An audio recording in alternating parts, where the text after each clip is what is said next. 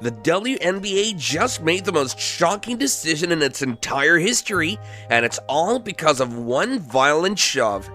Chennedy Carter has been banned indefinitely after attacking Caitlin Clark mid-game, but this punishment, it's more than just a suspension, it's career execution.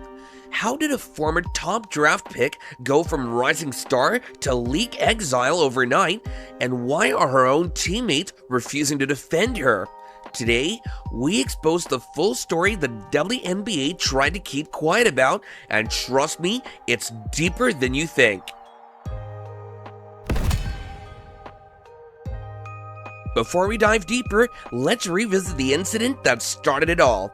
The Chicago Sky vs. Indiana Fever game was electric. The arena was packed to the rafters, fans on the edge of their seat, the energy absolutely through the roof. Caitlin Clark was doing what she does best, controlling the flow of the game, finding teammates with pinpoint passes, and hitting shots from distances that defy logic itself. The rookie sensation was putting on a clinic, and Chicago was feeling the pressure. As the Fever mounted their comeback, you could feel the tension building in the air. The squeaking sneakers, the coaches shouting instructions, the crowd noise swelling with each possession. And then it happened. Without any basketball reason, no loose ball to fight for, no shot to contest, Chennedy Carter delivered a full-force shove that sent Clark crashing to the hardwood. It wasn't a basketball play, not even close. It was something else entirely. The arena went silent. That eerie quiet when thousands of people collectively held their breath. The replays didn't help Carter's case from every angle. It looked deliberate, calculated, and completely unnecessary. One veteran WNBA analyst who was courtside put it bluntly: "In my 15 years covering women's basketball, I've seen physical play, hard fouls, and heated moments, but this was different. This crossed a line between competitive intensity and outright aggression with no basketball purpose whatsoever." After an exhaustive investigation, the league office finally announced their decision. The official statement didn't mince words, calling Carter's actions a deliberate assault inconsistent with the values of professional basketball. The punishment, an indefinite suspension with conditions for reinstatement. But let's be real about what this actually means. Multiple sources speaking on condition of anonymity have confirmed what we all suspected. Those conditions are specifically designed to be virtually impossible to meet. "Let's call it what it is," said one high-ranking team executive. "This is a ban in everything but name." The league crafted the punishment this way to remove Carter from competition while minimizing potential legal challenges. The terms go far beyond a typical suspension. Carter must complete over 500 hours of community service, undergo extensive behavioral assessments, and accept a probationary period that would severely restrict her earnings and freedom of movement even if reinstated. The financial impact is devastating. When you factor in lost money, potential endorsements, and future earnings, we're talking about a hit exceeding $1.2 million. No cap. That's career-ending money right there.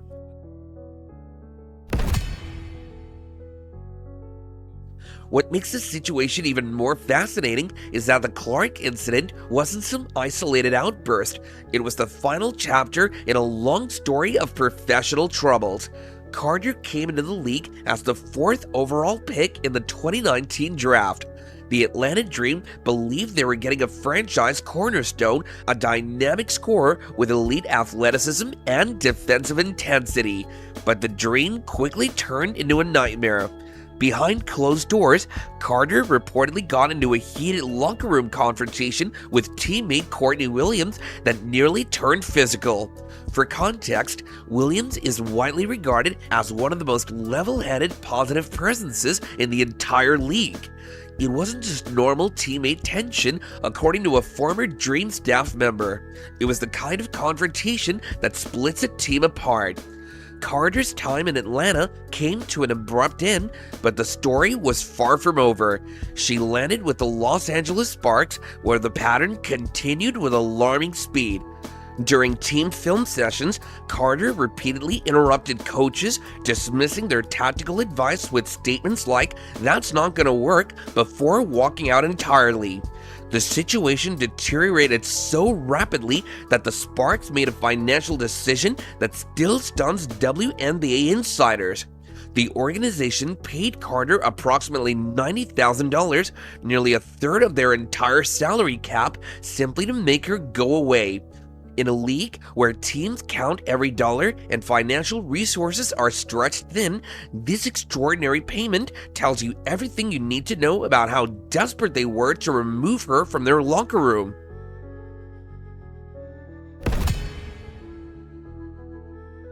Carter's arrival in Chicago represented her final chance at WNBA redemption. The Sky, hoping her undeniable talent would finally align with professional growth, took a calculated gamble. By the time the Clark incident occurred, that gamble had already backfired spectacularly. Behind the scenes, chemistry issues emerged almost immediately. One Chicago staff member described the locker room as walking on eggshells around Carter. The social media activity tells its own story.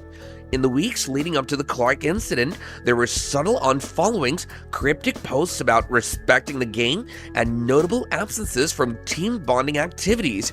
Most telling was how quickly Carter's teammates distanced themselves after the incident. Angel Reese, who had initially seemed to form a genuine bond with Carter, unfollowed her across all social media platforms within hours of the shove. That silent action spoke volumes about where loyalties ultimately resided.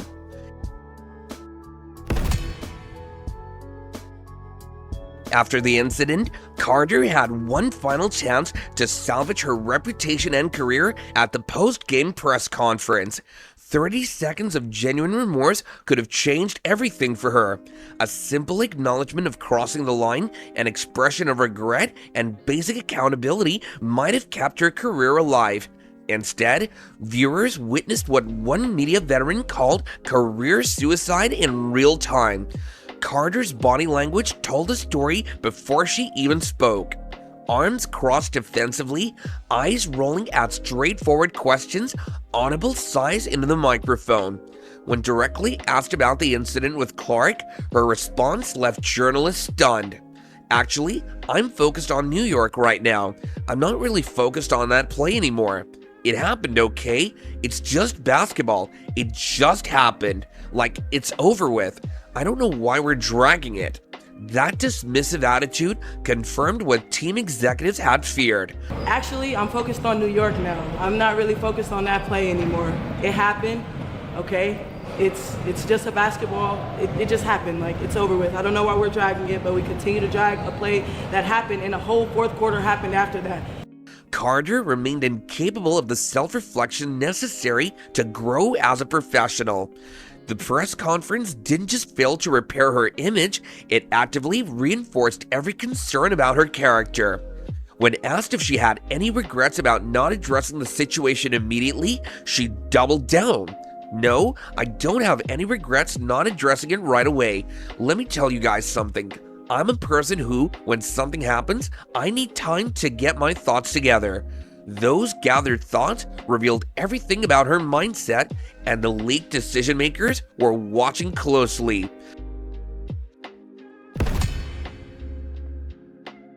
The announcement of Carter's ban triggered an unprecedented wave of support from within the WNBA community. Players who typically stay silent on disciplinary matters broke tradition to publicly back the decision. "Our league is growing in ways we fought decades for," posted one veteran all-star on social media. "No individual player stands above the respect we've earned and continue to build." Coaches across the league have integrated discussions about professionalism into team meetings, using the situation as a teachable moment without directly referencing Carter. "We're having deeper conversations about what it means to represent women's basketball globally," revealed one assistant coach. This goes beyond one incident or one player. It's about the standard we maintain for ourselves. Most notable was the reaction from Carter's Chicago teammates. Complete silence, no public defense, no character references, no suggestions of excessive punishment. In an era where player solidarity typically overrides organizational boundaries, their unified decision to refrain from comment speaks volumes.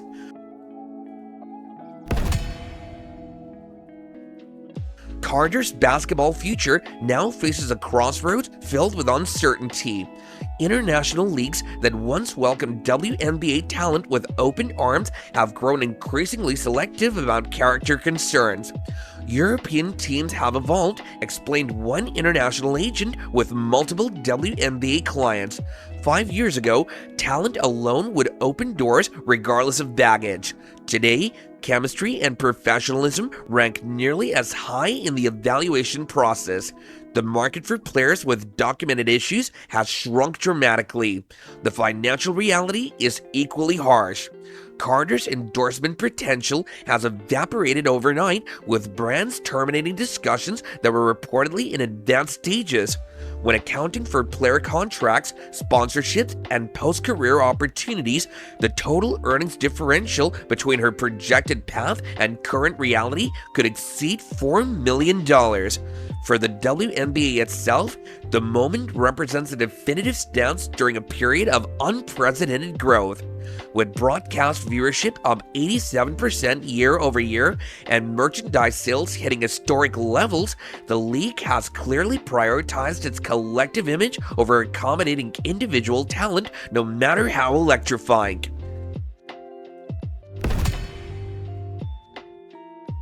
The saddest part of Carter's story is how preventable it all seems. Her basketball ability, the lightning-quick first step, creative finishing around the rim, and defensive intensity should have guaranteed a decorated career with multiple all-star appearances and financial security. One fundamental flaw, an inability to prioritize team success and professional accountability, has likely closed the door on her time at basketball's highest level. Like a star burning too hot, Carter has extinguished her own light. The league's message resonates clearly through this unprecedented punishment. In today's WNBA, talent alone no longer provides immunity from accountability. From rookie orientation seasons to veteran leadership councils, Carter's story will echo as the ultimate cautionary tale of a promising career derailed not by injury or circumstance, but by choices. As women's basketball continues its meteoric rise, every player now understands the elevated standards that accompany the sport's growing platform. The question remains whether Carter will become merely a footnote in WNBA history or find the path to redemption that has thus far eluded her at every turn. For the WNBA, this decisive action represents a turning point. The league is saying it loud and clear. We value our new growth too much to let any individual threaten it, no matter how talented they might be. With record viewership and attendance, increased media coverage, and growing sponsorship deals, women's basketball is experiencing its long overdue moment in the spotlight. League executives understand that maintaining professional standards is essential to sustaining this momentum. This isn't just about one player or one incident, explained a former WNBA executive now working in league operations. It's about establishing what the WNBA stands for during its most visible era. The standards being set today will define the league's culture for the next generation. For younger players entering the league, the message couldn't be clearer. Talent opens doors, but professionalism and accountability keep them open. In a league with limited roster spots and growing competition, no player is irreplaceable.